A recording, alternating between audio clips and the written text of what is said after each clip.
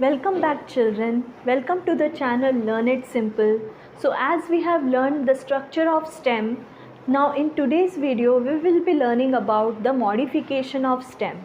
So we know the structure of stem, it bears nodes and internodes, and we have always imagined the stem as a straight upright branch, okay, which consists of leaves, flowers, fruits, okay. But it is not only that, there are certain modifications which are observed in stem, okay.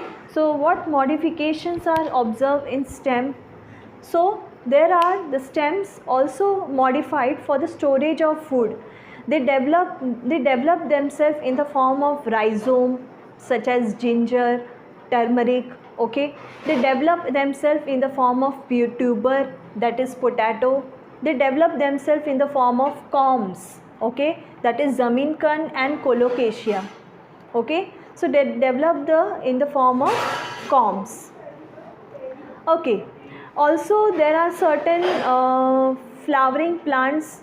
Zaminkan I will show in the picture, okay, how it look. It is a world's biggest flower. It is not the flower actually, it is the inflorescence, okay. It is known as the biggest flower of the world, okay. Yes, Rafflesia is also the flower, but it is the inflorescence, okay, actually. So Zaminkan, okay. Colocasia also, I'll show the picture of colocasia. It have a broad leaf, okay. Then they have the corms, okay. They have corms, the underground which is a storage of food, and it acts like a underground stem, okay. So this corms are also acts like this rhizome, corms, tubers. This organs acts like a organ of perennation. Perennation is means the organ which is help, this part of the plant which help in the growth for in the unfavorable condition. So you can store this rhizome and everything, and you can grow whenever it is required, okay. So that is the organ of perennation. So I also show you the picture of the gladiolus, then crocus. They have the corms, okay. They also bears corms. So this corms also acts like a organ of propagation. So we propagate the plant, we develop a new individual plant from this corms, okay. From this tuber, rhizome, all these things we develop into a new individual plant. So it not just the store food, it also develop into a new individual plant. So that is the modification of stem, okay. Now why potato is called the tuber stem, or all these structures are called stem? See, stem have the nodes and internodes. So eyes you can see in the potato, this eyes acts like a node, and the distance between the two eyes is the internode, okay. So that's why this is called as the stem, okay. So these are the underground stem, okay. Now some stems have a modification of axillary buds. The axillary buds which are present on the stem, they get modified into the thorns or the tendrils, okay. So there is a plant, okay. So this axillary bud which is there, they get modified into the form of tendrils, okay.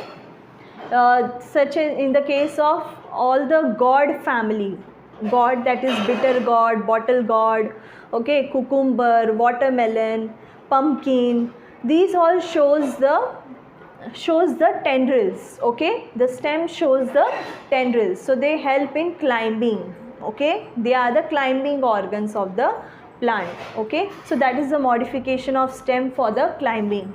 Then modification of stem for the protection, that is thorns. In case of the plants such as bougainvillea and citrus, okay.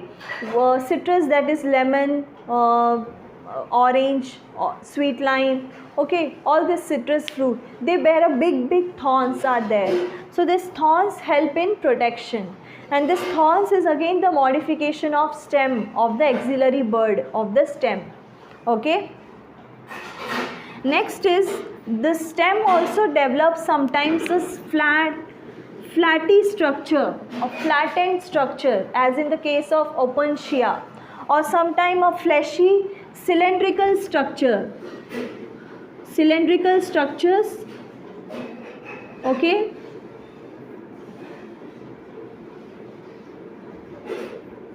like this. Cylindrical structures they make. So that is the euphorbia. So these are why the flattened structure and these structures are fleshy structures are there for the storage and for the photosynthesis. So stem is also modified for the process of photosynthesis. Then there are certain plants which bear the lateral branches. Okay, the plants grow, okay, for example in mint, okay, the plants grow and they develop a lateral branch which grow to certain height and then it grows downward, arch downwards into the ground. As it touches the grounds, it develops into a new individual plant. Okay, so that is called as the runner type of vegetative propagation. So they acts like a organ of vegetative propagation. Okay, so the stem, example mint, jasmine, okay, mint, jasmine show such kind of lateral branch which is called as a stolon, and when it touches the ground it develops into a new individual plant. Okay, so that is a modification of stem. Then the banana plant which you see, banana plant, it is having a long green stem like structure, okay, and the leaf, broad leaf, okay, like this is the structure. So the stem like structure which you see, that is not the actual main stem of the plant. The main stem of the plant is underground, that is in the form of rhizome. So the banana, pineapple, chrysanthemum have the stem in the form of rhizome. Okay. Next, there are the plants, aquatic plants, which bear the lateral branches. Okay, and these lateral branches have very small internodes. Okay, very small internodes, and from each nodes there is a rosette of leaves. Rosette of leaves emerges. Okay, such as in the case of Pistia and Euphorbia. Okay, Pistia and Euphorbia shows this kind of you can say the stem modification. Okay, so this was about the stem modification.